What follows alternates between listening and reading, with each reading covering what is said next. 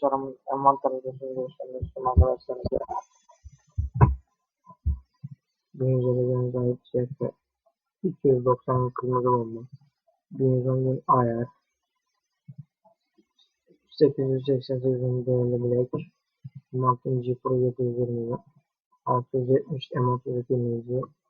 600 Watt'ın Zayste Ultimate. PK Ultimate bilek 970 bin. 730 bin 6 bilek. 928 Ultimate bilek. AK-47 Pro 591. TSR zincirleri. Ultimate Pro 678 bin. EK'nın 1800 bin. EK'nın yeşili 700 bin.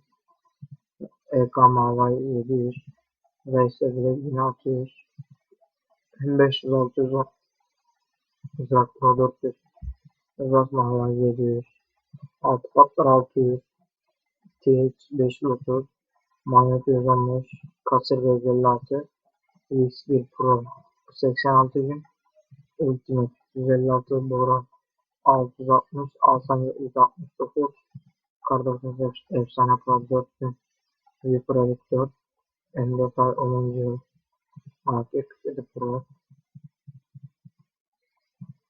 Böyle görmüş olduğunuz arkadaşlar. Böyle durumlar da bu şekilde.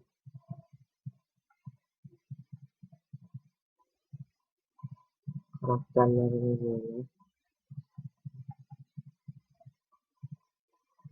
Ekipmanlar da bu şekilde. Kutularımız var arkadaşlar bu şekilde. Verdiğiniz numaraları. Rütbe 209 milyon arkadaşlar. 4 yıldır bir sonraki videoda görüşmek üzere. Hoşçakalın.